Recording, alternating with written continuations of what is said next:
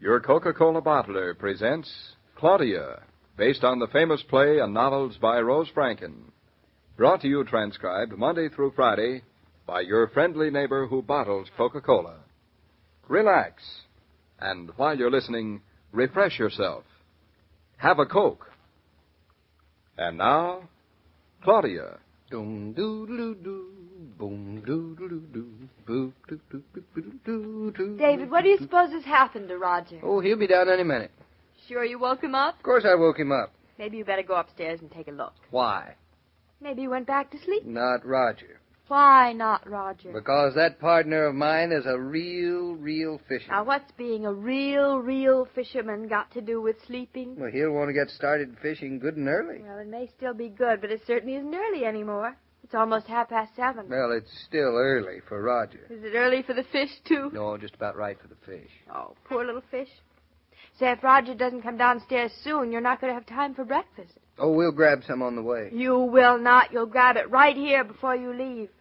I'm not going to have you standing hip high in water with nothing on your stomach. Now, look, darling, one has nothing to do with the other. Having a decent breakfast has something to do with everything. Oh, you win. I'll go up and see what's keeping Roger. You know, I never thought Roger'd be a fisherman. Why not? I don't know. You don't expect anyone with an ulcer to be a fisherman, do you? Don't you? Well, he just doesn't seem the type for fish. He does for an ulcer, but not for fish. What is the type? Oh, more bloodthirsty, angrier, more outdoorish.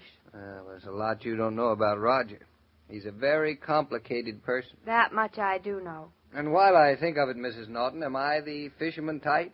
Bloodthirsty and angry? Well, a little bit, round the edges.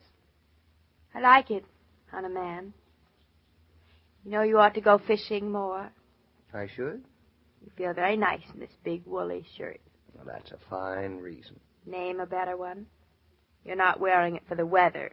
It's been warm. It's always pretty cool on a trout stream early in the morning. In May? Nonsense. You're wearing it because fishermen always wear woolly shirts. You think you're very smart, don't you? Do I? Darling, you can wear this shirt for me any time. You don't have to wait for the trout. Thank you. Thank you for the permission. Hello. Oh, hello. This is a very pretty domestic scene. Roger, we're just wondering what had happened to you. Claudia was wondering, Roger. I slept gorgeously. Good. Now, breakfast. Breakfast? Good heavens, no. No what? Nothing, except I don't take anything for at least an hour after I'm up. You don't? Well, that's awful. What's so awful about it? I wake up starving. So does David. I hadn't realized. Now you know. Now, come on, the two of you, into the dining room. Breakfast has been waiting for half an hour. You're coming, Roger? Well, I'll watch. You'll eat. When Claudia says eat, you eat. Everything's on the table, so help yourselves. Orange juice? Took all the pits out, so go on, drink it. Do you good. Oh, all right. We'd better hurry, too. Jared Tuck will be along any minute. I'm rather looking forward to seeing him again. I'll never forget the first time I drove up here and saw the for sale sign on the house. I fell in love with it at first sight. Then Jared Tucker said he wouldn't sell. Oh, don't remind me. You know, I still can't believe he sold the farm to us. David, it was a stroke of brilliance getting Jared Tucker to guide us today. Oh, he knows all of the best streams around here, he says. He should. He's been fishing in them for the best part of a century. Pass me the cream, Roger. Surely. There's only one thing I can't understand. Only one thing? Thanks. Why you two are going fishing in a dinky little stream when there's a whole ocean not too far away. You can hardly call what they do in the ocean fishing. You can't? That business with heavy tackle and big lines, that's not fishing, that's organized murder. I see. And your fishing isn't? Trout fishing? That is something else again. Oh. There's no sport quite like it. Not like dry fly fishing. There isn't? Dry fly. What is it? Just what it sounds like. Little bits of feather, all prettily colored, and thread and a hook made quite ingeniously to look like a fly. Really? The things you men think of. What was that? Trout fishing could be so simple. You could be sitting safe and dry on the river bank, but you decide to have wet feet and dry flies instead. Don't you pay any attention to her, Roger. I won't. I think I'll go and ask our handyman if he's got the worms ready for you. Worms? Did you say worms? Of course. Well, you're going fishing, aren't you? But that's what the dry flies are for. What for? The fishing. We use them instead of worms. Why? Why? You explain it to her, David? Certainly. Darling, trout bite better on dry flies than they do on worms. I don't believe it. She doesn't believe it. Well, how can I? When people have been using worms for thousands of years. That doesn't prove anything. It's all the proof I need. Good. Of course, I know the real reason why you prefer dry flies. Only you won't admit it. And what is the real reason? And I don't blame you for it. Oh. I'd feel the same way. What way? Worms. That is not the reason. David, you don't have to pretend. Everybody feels the same way about worms. Claudia, a man who fishes for trout with flies has nothing on earth but contempt for people who use worms. Claudia, I have never fished with anybody who used worms, and I trust that the occasion will never arise. I hasten to explain that this is not because of my feeling against the worm, but because of my respect for the trout. Very nicely put, Roger. Well, you can give any excuse you like. I wouldn't mind even going fishing with dry flies, but worms, never. Claudia, a man who would use worms to catch trout is a man who would steal from his mother, pilfer from the poor box, and hunt deer with machine guns and hand grenades. Oh, Roger, you're terrible. You haven't even finished your orange juice. So I haven't. I wish Jared Tucker would get here. I want to get started. Good thing he didn't get here at 7:15 when he was supposed to. You say he really knows the streams, David? Oh, he's promised us excellent fishing. We each ought to catch at least a dozen. Is that all? Well, that doesn't sound like very much. That's a great deal for trout. What a fuss for 12 little fish. If I'd known you were so crazy about trout, David, I'd have bought you some a long time ago. Why didn't you say so? Buying trout and catching trout are two entirely different things. Not when you eat them. Especially when you eat them. Well, maybe you're right.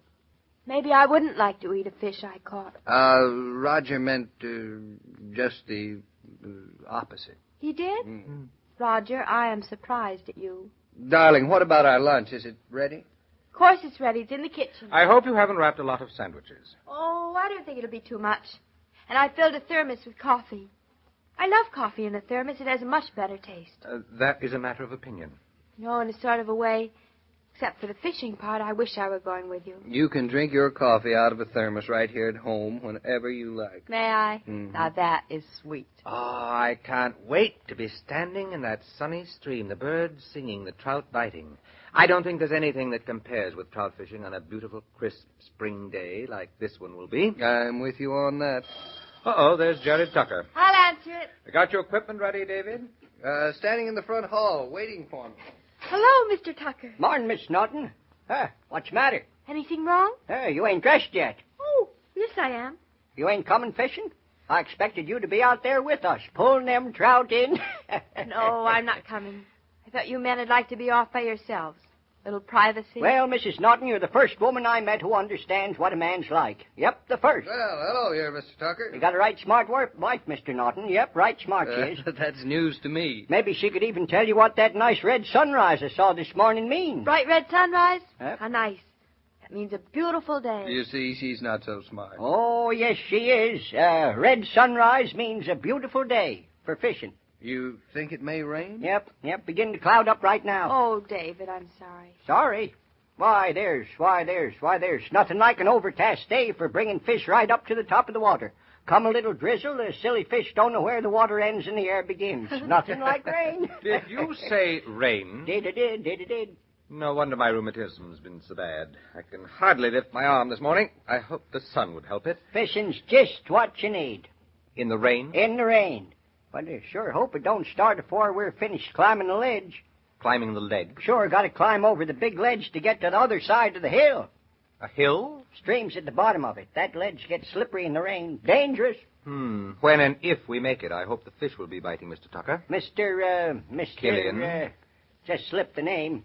I know you're Mr. Naughton's partner in architecture. Well, Mr. Gillian, there's 3 things I ain't never tried to predict. 3? I ain't never tried to predict how a woman is going to act at any given moment.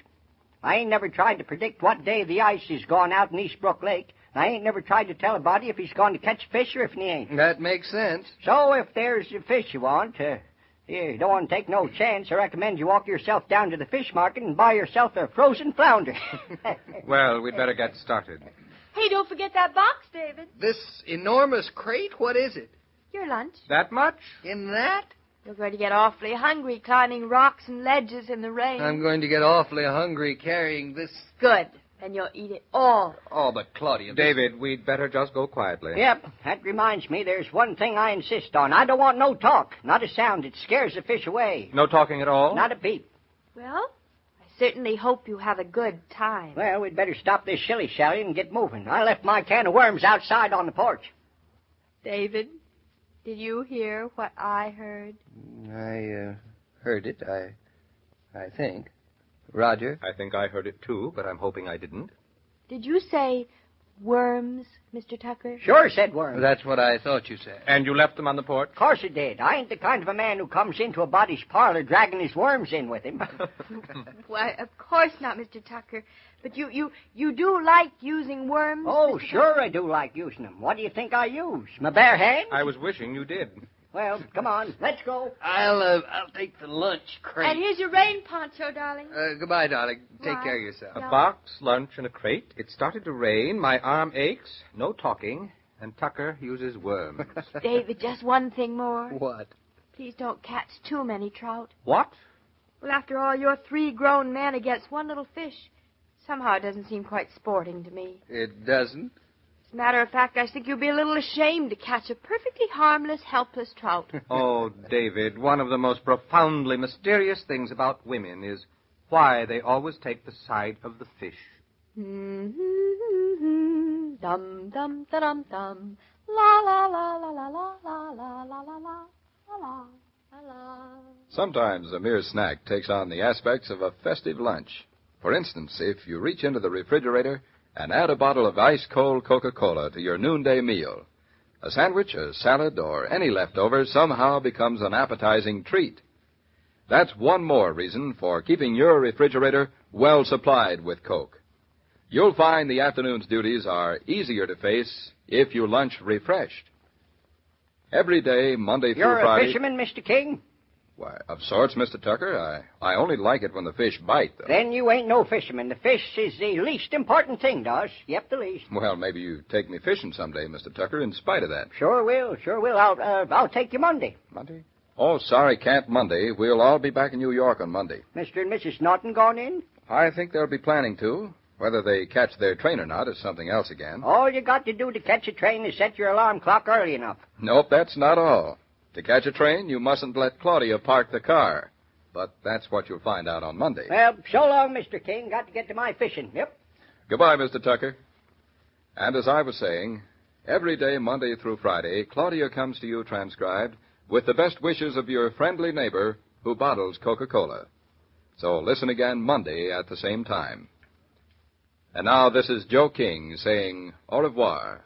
And remember, whoever you are, whatever you do, wherever you may be, when you think of refreshment, think of Coca-Cola.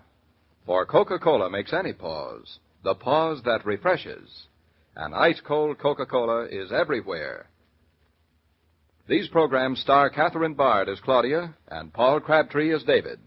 And the entire production is supervised and directed by William Brown Meloney. And now here's a word from your friendly neighbor who bottles Coca-Cola.